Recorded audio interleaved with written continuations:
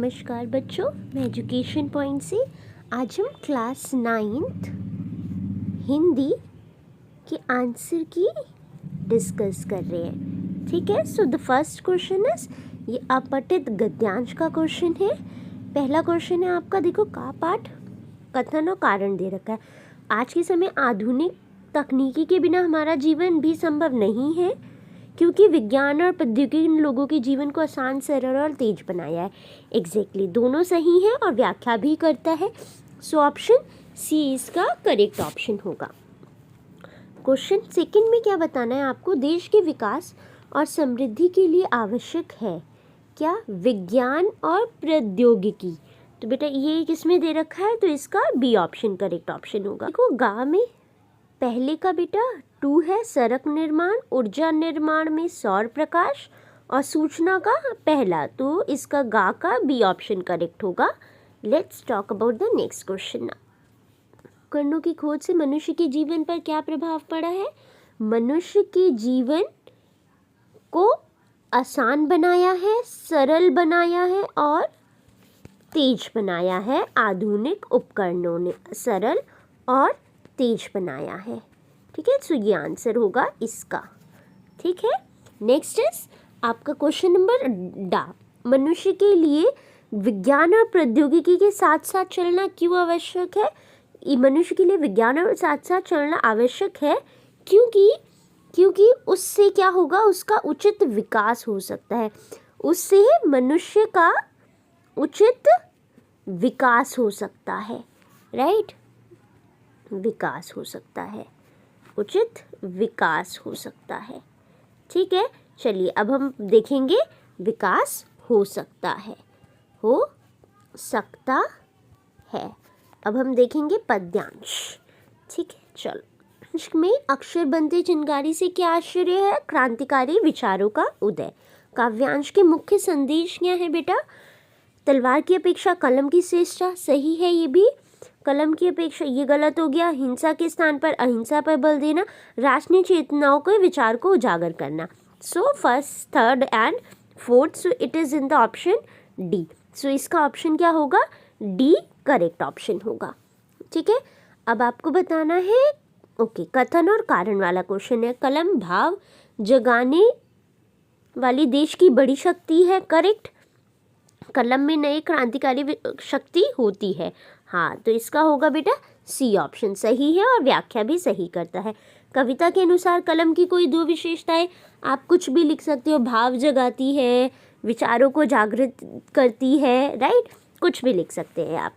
अब फिर है डा, आप कलम और तलवार में किसका चयन करेंगे। अगर देखो आप कलम को कहते हैं तो आपको ये लिखना होगा कि कलम मैंने इसलिए चूज़ करा है क्योंकि कलम से हम बिना अहिंसा किए हुए क्या कर सकते हैं, विकास, उचित विचारों की उत्पन्नति करवा सकते हैं।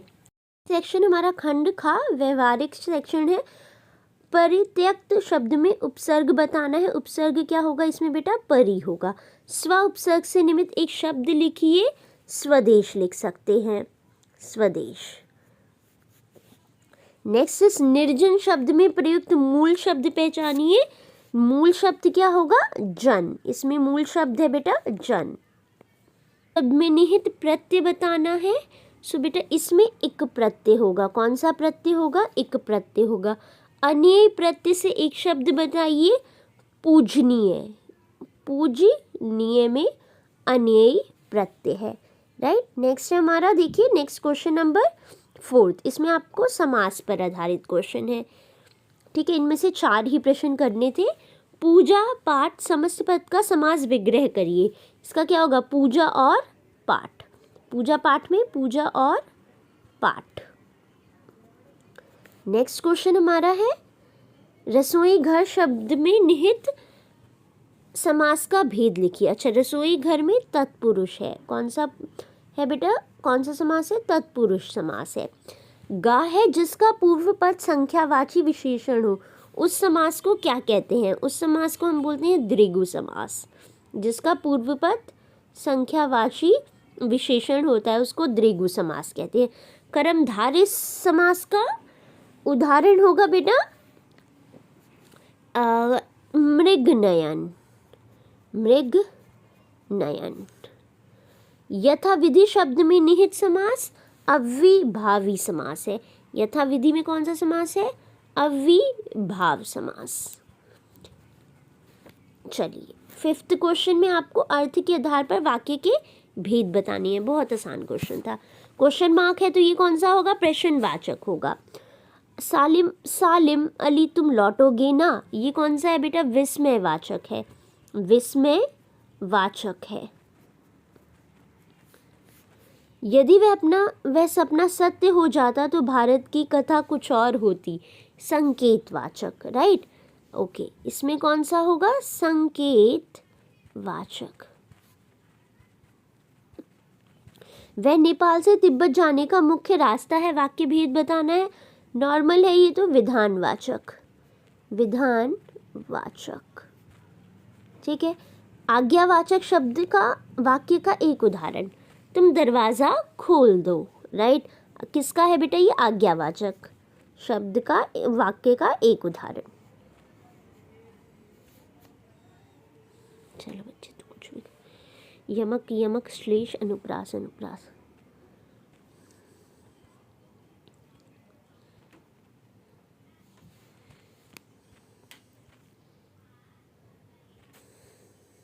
ओके, आपको इसमें देखिए क्वेश्चन नंबर 6 में आपको अलंकार को पहचानना है। काली घटा का घमंड घटा, यमक अलंकार है इसमें।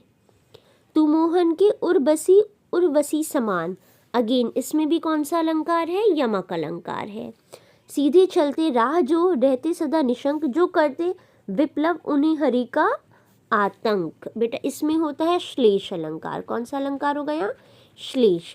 तरनी तनुजा तट तमाल तरवर बहुछाए, अनुप्रास अलंकार। कौटिक एक कल धौत के, धाम करील के कुंजन उपरोवारो, अगेन अनुप्रास अलंकार, ठीक है। सो पुस्तक एवं पूरक पुस्तक के गद्य और पद्य हैं, तो इसको भी जल्दी से देख लेते हैं। का बेटा प्रेमचंद के लिए तुम शब्द किसके लिए प्रयोग किया हुआ है? प्रेमचंद के लिए, तो ऑप्शन बी होगा।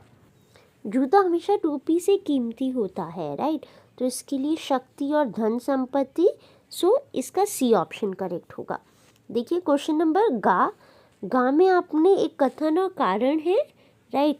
कथन है बढ़ गई है, ओके, तो कथन भी सही, कारण भी सही और व्याख्या भी सही, तो सी ऑप्शन करेक्ट होगा। लेखक को कौन सी बात सबसे ज़्यादा चुभ रही थी? प्रेमचंद के जूते का फटना, सो इसका बी ऑप्शन होगा। क्या ऑप्शन होगा? B option. डाका देखिए तुम भी जूते और टोपी के अनुपातिक मूल्य के मारे हुए थे, कथन के आशय है। इसका क्या मतलब होगा? इसका मतलब होगा कि प्रेमचंद ने समृद्धि पाने की अपेक्षा लेखन की मर्यादा पर विशेष बल दिया है, राइट। सो बेटा ये कुछ MCQs जो थे वो हमने बात करी है। आप अपने आंसर मैच कर लीजिए और अपने नेक्स्ट पेपर के लिए पेपर की तैयारी में लग जाइए। चलिए, थैंक यू, बहुत बहुत शुक्रिया आपका। और अगर हमारी वीडियो पसंद आई हो तो वीडियो को लाइक करिए और चैनल को सब्सक्राइब ज़रूर कर लीजिए, जिससे कि आपको फर्दर नोटिफिकेशंस आती रहे।